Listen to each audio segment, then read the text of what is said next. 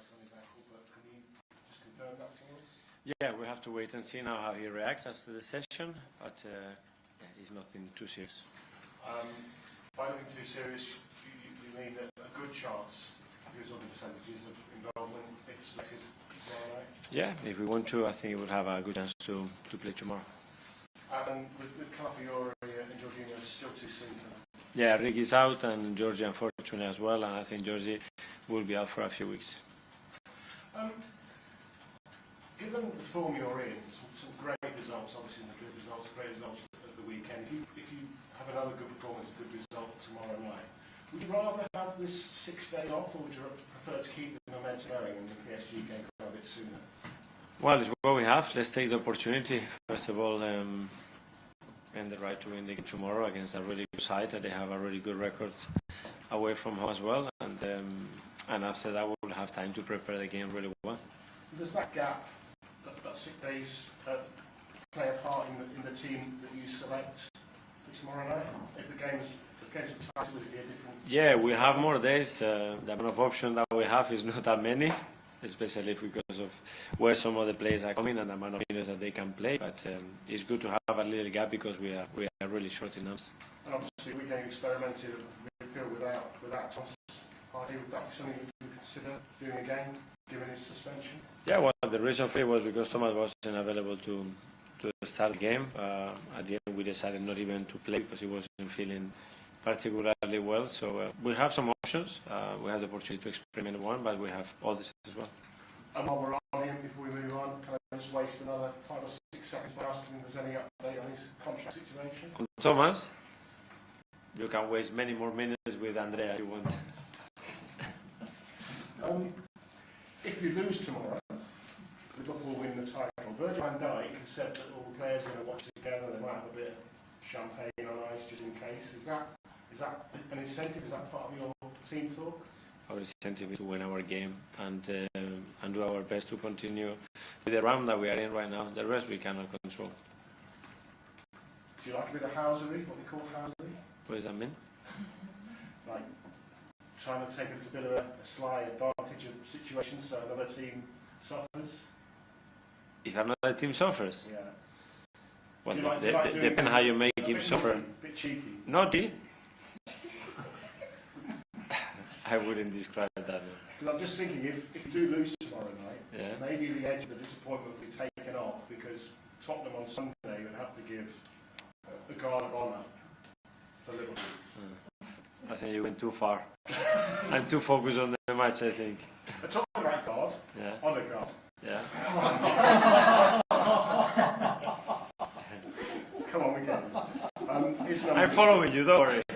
His numbers were great at the week. Given he's had a difficult season, how impressed are you with him at the moment? Yeah, it was great. I think he was really good in the match. I think he acted the game in the way that we want, and when you look at the numbers he provided, it was exceptional. So that's the level that we need Martin. Jack Wilshere, there's been some bad news from the manager at Norwich. It means that Jack gets a chance to step in as head coach at least till the end of the season. You know him well, obviously, as a coach and as a player. Are you thinking that he could do a good job? Yeah, well, wishing the best. Obviously, if he's decided to accept the role, and with the games that are left, the same with Aaron as well. It's very, very good to see some ex-teammates taking important roles in management. So, wish them the best to both of them.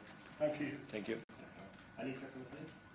I'm going to do my best not to continue what Gary was doing there with the jokes. Okay. But you were asked about a player, Martin Odegaard. I wanted to ask about another one, Gabriel Martinelli. Okay. 50 goals for Arsenal. Of course, you got a crucial winner against Real Madrid and then involved in the goals at the weekend against Ipswich.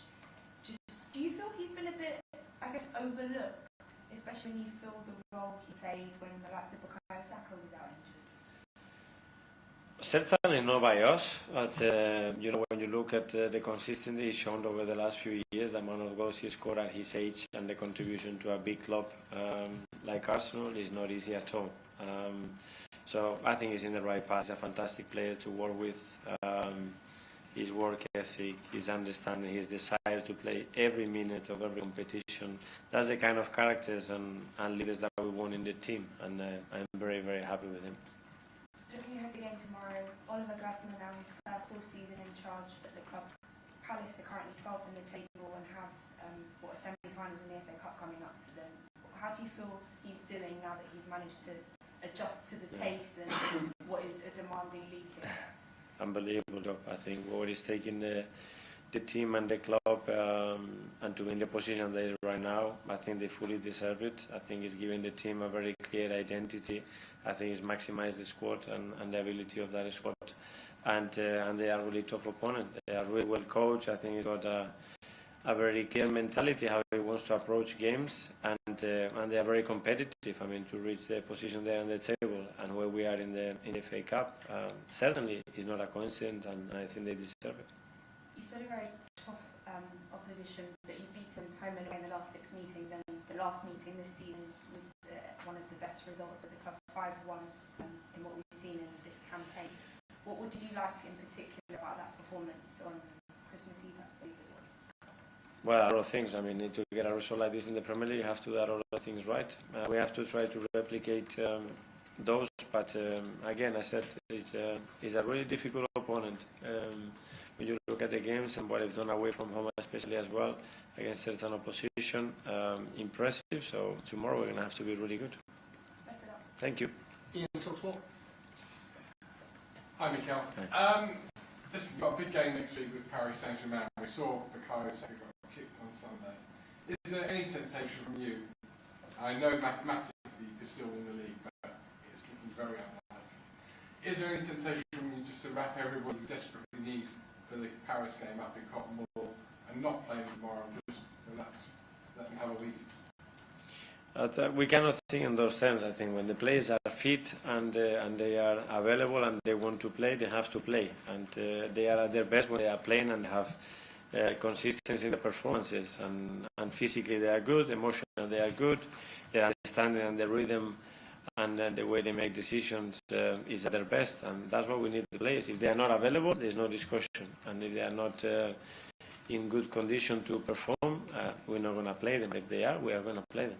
But you would be kicking yourself, wouldn't you, if you played somebody like Saka, like, I don't know, William Saliba, somebody like David Raya, who desperately needed, and they got injured. You would never forgive yourself, would you? Yeah.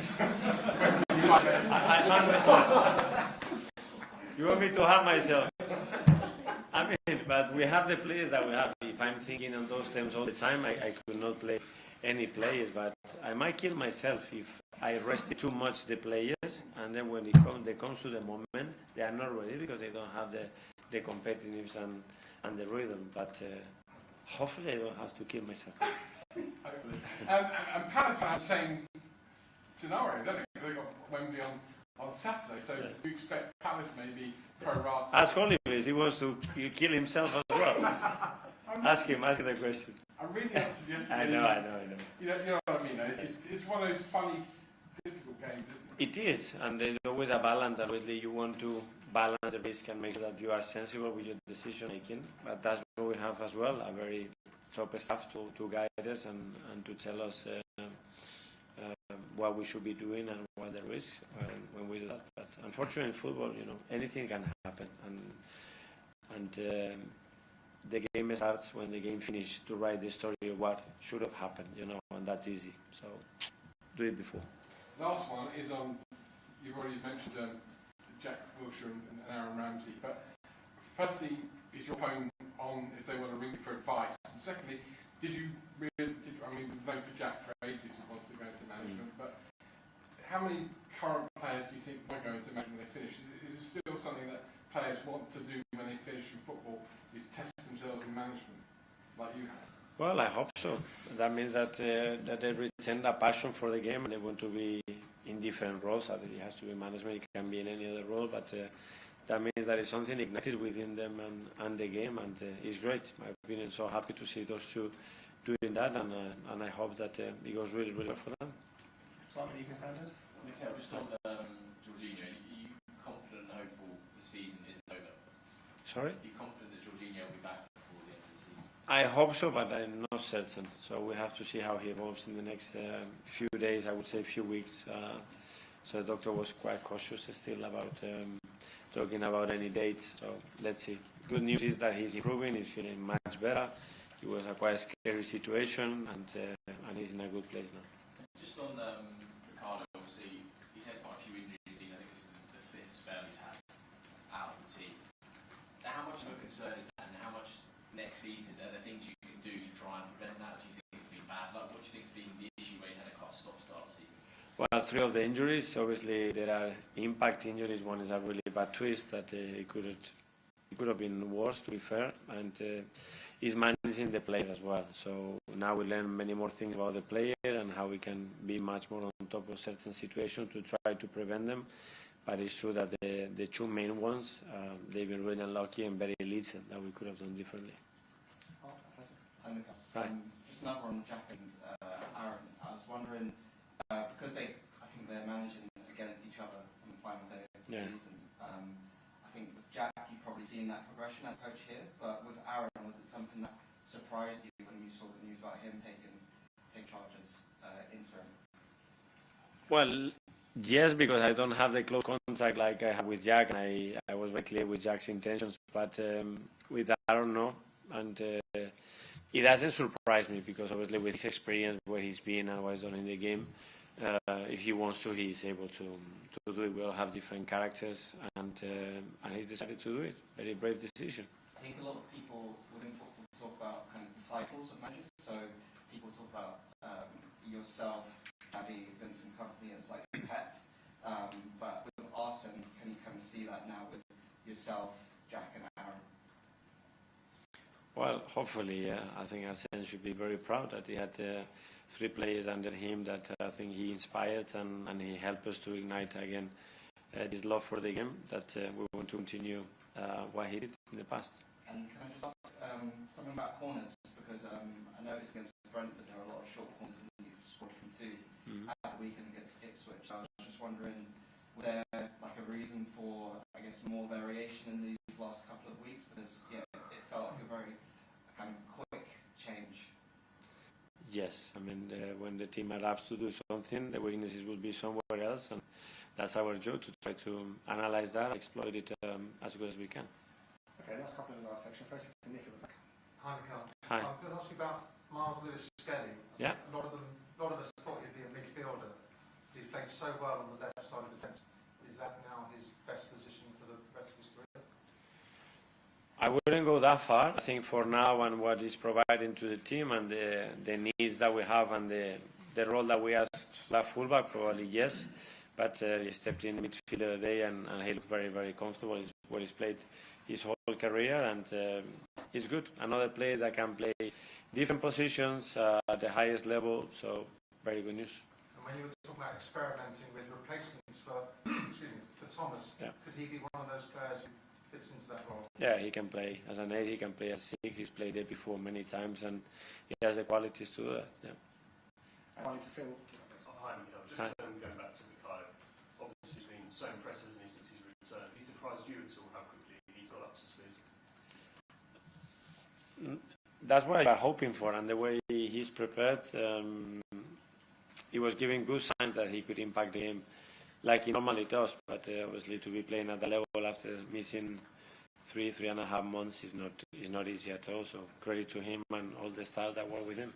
Just on his future, obviously, years left, but would you like to see that new deal signed this summer? With who? With Mikel, with his new deal signed this summer?